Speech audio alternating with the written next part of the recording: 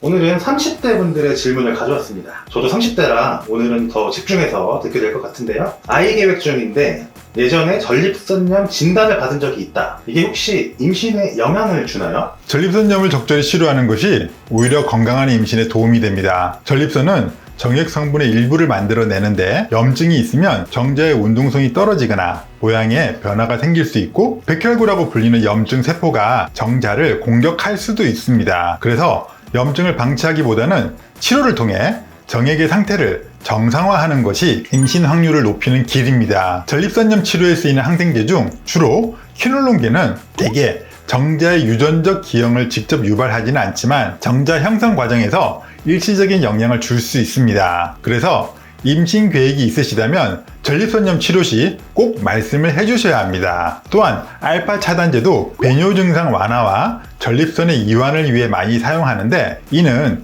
역행성 사정을 유발하여 정액의 양이 줄거나 안 나오게 할 수 있습니다. 이는 약을 끊으면 바로 회복되는 일시적 현상이나 임신 계획이 있으시다면 꼭 말씀을 해주셔야 합니다. 전립선염은 충분한 수분 섭취와 휴식으로도 몸의 컨디션이 개선되어 정자의 질이 좋아질 수 있습니다. 30대들이 특히 스트레스 때문에 발기 문제가 생길까 걱정을 많이 하던데요. 심리적인 영향이 실제로 큰가요? 스트레스를 받으면 발기에 영향을 미치게 되는데 발기는 부교감 신경이 주도하는 이완의 과정입니다. 그런데 과도한 업무나 스트레스를 받으면 교감 신경이 흥분되면서 혈관을 수축시키고 발기를 방해하는 아드레날린이 분비됩니다. 발기는 뇌에서 시작이 되는데 스트레스가 심하면 뇌가 성적 자극에 집중하지 못하게 됩니다. 자위 시에는 괜찮거나 아침 발기는 유지가 되는데 파트너와의 관계에서만 문제가 생긴다면 이는 스트레스 때문일 가능성이 매우 높습니다. 만약에 심리적 원인으로 발기 부전이 생겼다면 이는 몸이 보내는 휴식 신호입니다. 충분히 쉬시고 스트레스를 관리하신다면 발기는 자연스럽게 회복될 수 있습니다. 하지만 그럼에도 불구하고 발기가 개선이 안 된다면 약물의 도움을 받으실 수 있습니다. 예전에는 꽤 많았던 것 같은데 30대가 되면서 사정량이 눈에 띄게 줄었다는데 이거 나이 탓인가요? 30대의 사정량이 줄어든 느낌을 받으면 무척 당황스러우시겠지만 단순히 나이 탓으로 돌리기에는 너무 젊은 나이대입니다. 나이보다는 현재의 컨디션, 생활 습관 혹은 전립선 건강 상태가 반영되었을 가능성이 훨씬 높습니다. 사정액의 대부분은 수분인데 만성 탈수 상태이거나 최근 과로, 카페인 섭취 과다로 몸이 건조해지면 양이 줄 수 있습니다. 또한 최근에 사정 횟수가 잦았다면 정액이 생성되고 저장될 시간이 부족해 일시적으로 양이 줄어 보일 수도 있습니다. 약물의 영향도 있습니다. 요즘에 탈모약으로 남성 호르몬 차단제를 드시는 분들이 많으시던데 이 약물은 사정량을 감소시킬 수 있습니다. 즉 충분한 수분 섭취와 스트레스 해소를 위해 충분한 휴식, 전립선염의 치료 등을 통해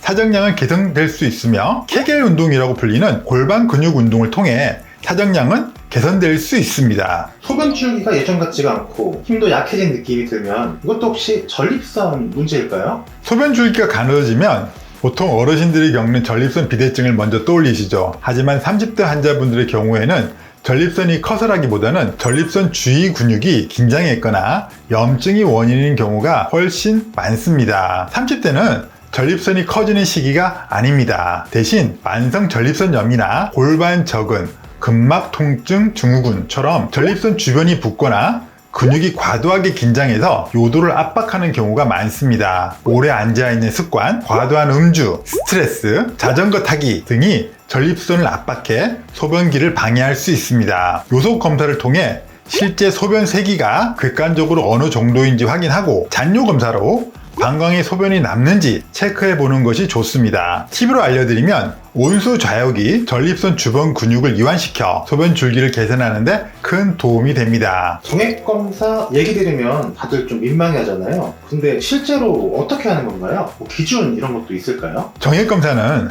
남성 가입력 확인의 가장 기본이면서도 중요한 검사입니다. 정확한 결과를 위해 이틀에서 5일 정도는 사정을 피하고 방문하셔야 됩니다. 그리고 검사 전 일주일 정도는 과음, 고열 사우나, 극심한 피로를 피하는 것이 좋습니다. 검사 방법은 병원 내 마련된 전용 채취실에서 자위 행위를 통해 정액 전체를 채취합니다. 정액은 상온에서 금방 변질되므로 채취 후 30분에서 1시간 이내에 바로 분석하는 것이 원칙입니다. 정액량은 1.4ml 이상, 정제한 농도는 1ml당 1600만 마리 이상, 전지는 운동성은 30% 이상, 총 운동성은 40% 이상, 정상 전자 모양은 4% 이상이면 정상입니다. 피곤하면 그냥 아무 의욕이 없고 성욕도 바로 사라지는 느낌. 이거 저도 뭔지 알 것 같은데요. 왜 그러는 걸까요? 피곤할 때 성욕이 줄어드는 건 몸이 아주 건강하게 작동하고 있다는 증거입니다. 우리 뇌는 극심한 피로를 위기 상황으로 인식합니다. 피곤하면 스트레스 호르몬인 콜티솔이 솟구칩니다. 안타깝게도 이 콜티솔은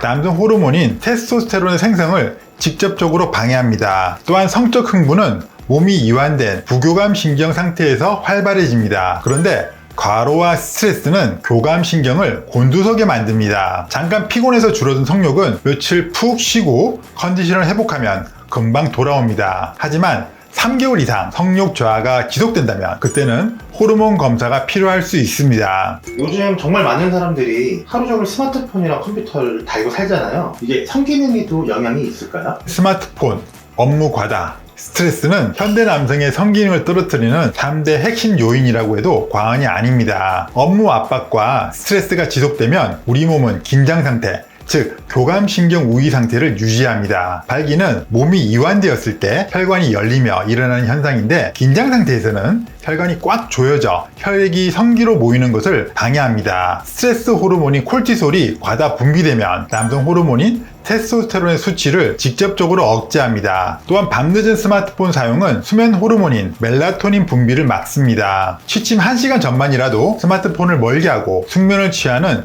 디지털 디톡스가 어떤 정력제보다 효과적일 겁니다.